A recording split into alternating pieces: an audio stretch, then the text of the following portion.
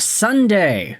It's a brand new day, my friends, in the National Hockey League. And for the Vancouver Canucks, it's a nice day to go out there and just kind of forget about everything that happened yesterday. Oh no, I'm not talking about the Blue Jays. I'm talking about the fact that the Vancouver Canucks actually did play themselves a hockey game earlier yesterday against the Minnesota Wild. It was a fairly forgettable game, but I'll admit, I, like most of the people in my bubble here in Vancouver, were not really paying too much attention to the Canucks. They were talking about the Blue Jays instead. But now it's a new day, and we actually have ourselves some news to go over with this team, some talking points, and some little extra things as well.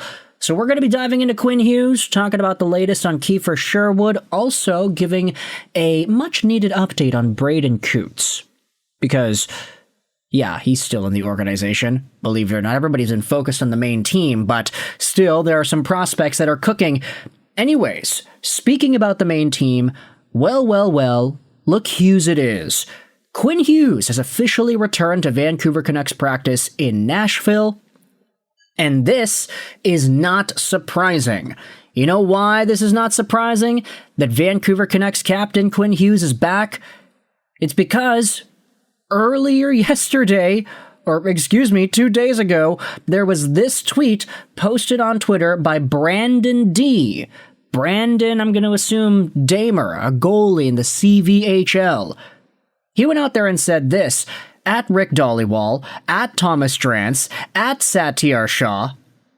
My sister is on a flight to Minnesota from Vancouver this morning, and Quinn Hughes is on her flight. Possible return tomorrow night against the Minnesota Wild? And you're looking at it here, that's the back of some guy's head. Looks like Quinn Hughes, but we don't know for sure. Folks are going out there and saying, hey, wait a minute, what are you talking about? Your sister could be lying, who knows? How can you know if that's Hughes by the top of his head?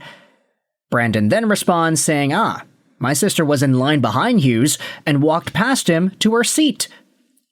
And that is absolutely amazing, as Satyar Shah goes out there and says, folks on Twitter literally tweeting out the whereabouts of Quinn Hughes on a flight over to Minnesota. He's flying right there with the public, folks. He's not using any Vancouver team chartered flight today.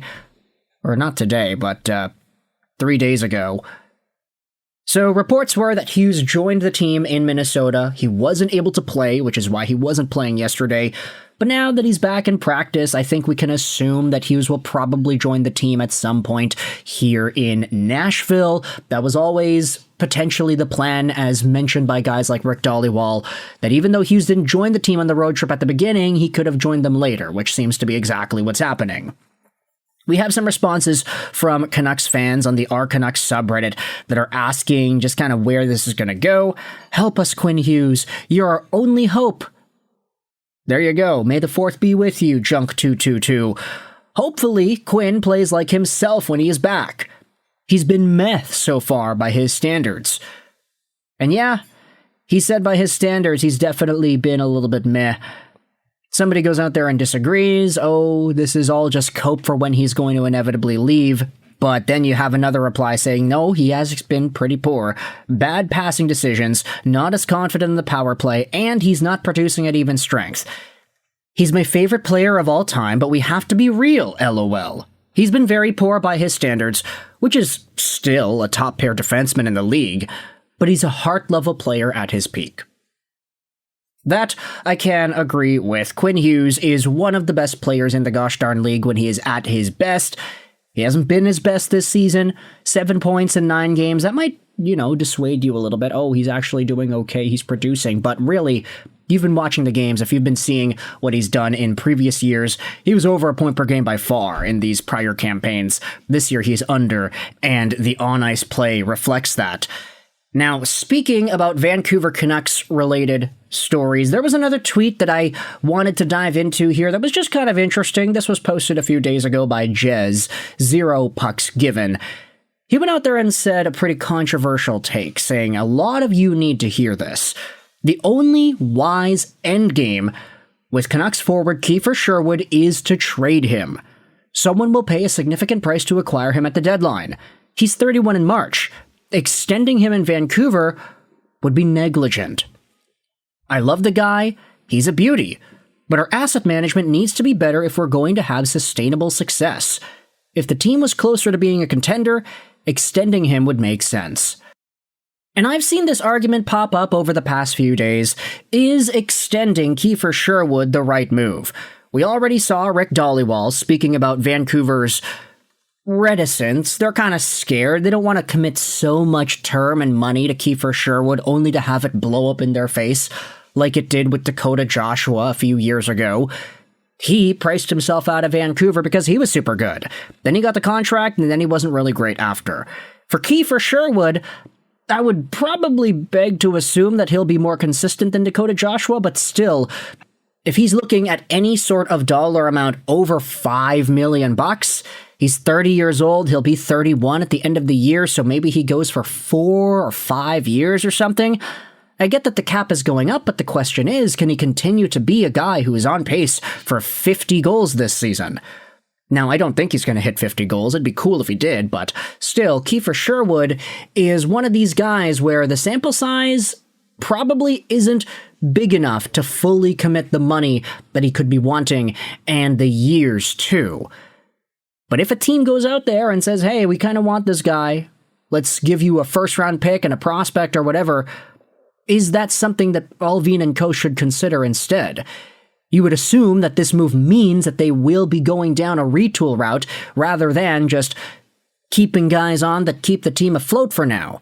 But you could also say that part of the thought process in keeping Sherwood is the same thought process that the Canucks had last year with Kevin Lankinen. It's an ever-growing cycle of Vancouver Canucks-related decisions that don't seem to improve upon every subsequent decision. It's just the same problems being caused over and over again.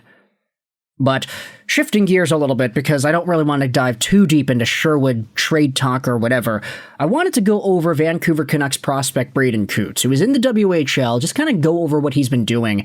And the reason I wanted to talk about Cootes is because he was actually included on the NHL's best and worst team of the month for October. This is posted by Smash Bros 13. What he does is he takes the game score of all the players who played in October and accumulates the best team over here on the left and the best team over here on the right. I know it says best team. It should say worst team, but it's the worst team of the month. You can see the guys that were dominating in the month of October: Caulfield, Suzuki, Larkin, Schmaltz, Natchez, a lot of really positive game score guys. But in terms of the worst team of the month, yeah, Braeden Cootes was listed on it. Negative 4.68 as a game score for the month of October, which is good enough to be one of the worst forwards who played in the National Hockey League. And honestly, I think that game score is kind of harsh, but I do kind of understand where it's coming from. Braeden Cootes wasn't really effective in the NHL to start out his career here.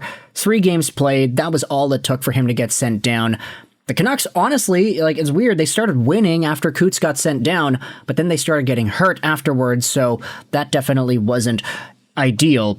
And we can't dismiss what he did in the preseason and the training camp and why he was even selected to be on the Canucks opening night roster, the first 18-year-old to make the team since Nedved in the 90s.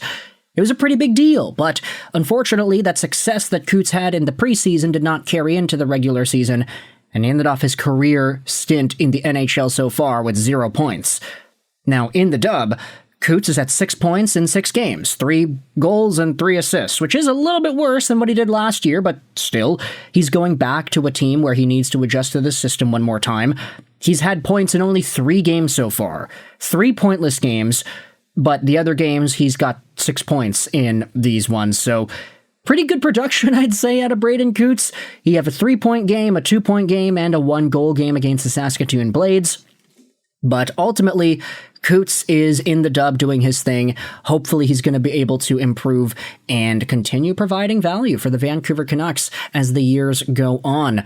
But I want you to let me know your thoughts in the comment section below about all these Canucks news and notes. What are your thoughts on Quinn Hughes returning? Thoughts on the idea of a Kiefer Sherwood trade? And for Braeden Cootes, how he's doing and his worst play of the month being included on the NHL's list of worst players. It's unfortunate, but hey, it's there. Let me know your thoughts in the comment section below. I hope you enjoyed this video. And bye.